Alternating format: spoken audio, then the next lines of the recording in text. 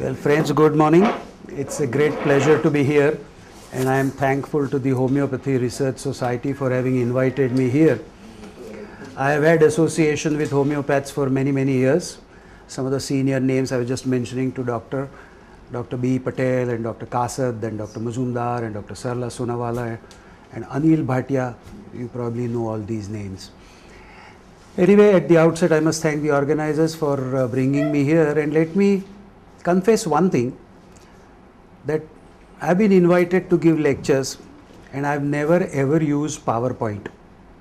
This is the first time. My registrar insisted, sir, it is much better, it will be very easy for students and things like that. So that's how I've got the whole thing on PowerPoint, on that pen drive. And so I don't have no notes with me. I thought everything is going to be there. Anyway, I'll try and scratch my memory as much as possible.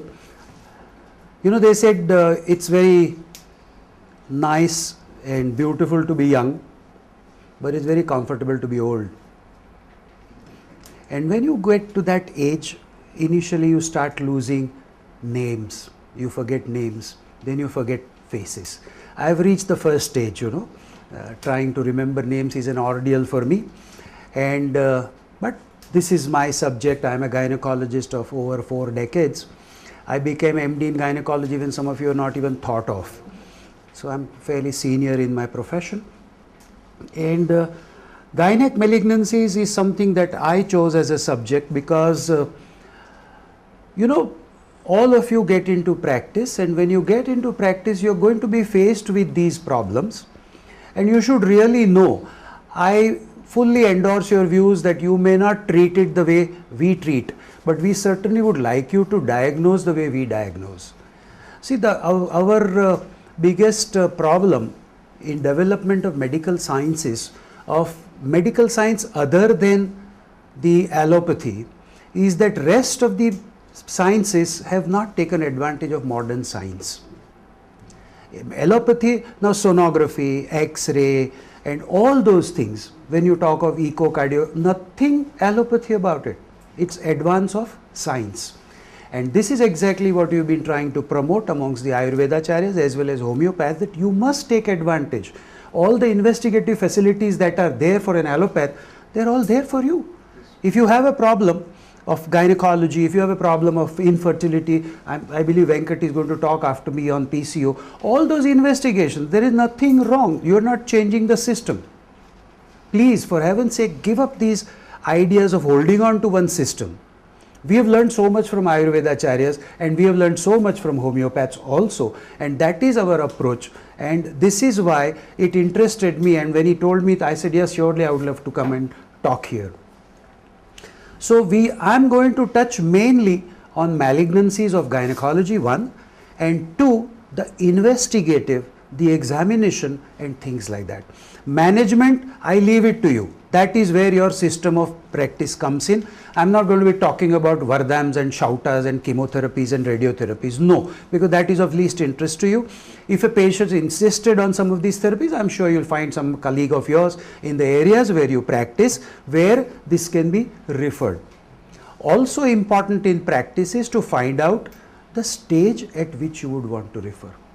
We have had cases which are advanced, and then we find out what happened. मैं इधर गई थी, फिर वो doctor के पास गई थी. We find out the antecedent. I'm not criticizing system of medicine. Please don't misunderstand me. I have tremendous regards for other systems of medicine. But the point is that every system must realize its own limitations. So they said that, I had gone to an Ayurvedacharya, वहाँ पर इतनी दवा ली, and by then thing which was operable, thing which was manageable has gone beyond remedy. So gynec malignancies is something that I have picked up. Cancer is an age-old subject. The name cancer was found out or given to that disease by a father of our modern medicine, whom we call Hippocrates. And I really wonder why, when somebody doesn't mean what he says, we say that, oh, he is using hypocrisy.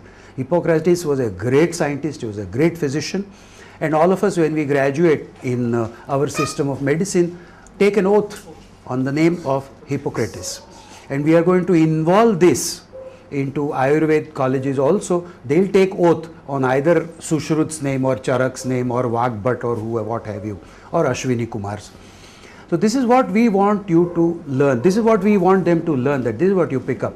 Anyway, so Hippocrates was the first fellow who coined this word, and he called it, because it looked like crab. That's why, you know, if you see cancer also in the signs of, what do you call that, forecasting, horoscope and things like that, the signs of, there's a crab when you're talking of a cancer. It was, lot of things happened. People did not know why cancer takes place. Somebody said it is infected lymph which carries it all over, because they saw lymph nodes enlarged. They thought it was lymph which was at defect. That theory was gone. After that, somebody came up in 1926. As I told you, first you forget the names and then you forget this. So I forgot Fibiger or somebody from Germany. He was a great pathologist. He was from Denmark. I'm sorry, he was from Denmark. And he said that cancer of the stomach is called by a nematode. Nematode, all of you know parasitology. Nematode is a parasite. The parasite nematode, so he called it also, that was in 1926, and he was a pathologist. Carcinoma of stomach was caused by larvae of a nematode, and he went on to call this Spiroptera neoplasma or carcinoma. He was given Nobel Prize for this, and subsequently they realized that cancer has nothing whatsoever to do with nematodes. So as a matter of fact, when I look at the history of cancer, you realize, or history of Nobel Prize, that this is one of those areas where Nobel Prize was given for what it was not meant to be. But anyway, this proved as a prelude that it's the constant irritation, mechanical irritation, those nematodes kept on producing that irritation, and that's what produced carcinoma. It has nothing to do with nematoma, but it has everything to do with constant irritation of an area. So that was in 1926. But we come to the area of 20th century when maximum findings have been found. Lots and lots of things have been found in 20th century. And that is when lot of research took place, lot of science came to the help of medical profession. All of you have heard of Madame Curie. She was very much interested in radiotherapy. There was a time when I was resident and a junior consultant in the city of Bombay. People used to be introducing for CA cervix radium needles. They came like pins, and it had a container which was otherwise from inside it wasn't it wouldn't allow, it was transparent, means radio waves could pass through. Outside was a thick lead cover. So he introduced the whole thing into the cervix and gave radiation. This has become history, it's not done anymore. From the time somebody stole these needles from Tata Hospital, and they don't even know what happened to those needles, because the fellow who must have stolen it must have kept it in his pocket, and God knows what must have happened to his fertility. It's a very dangerous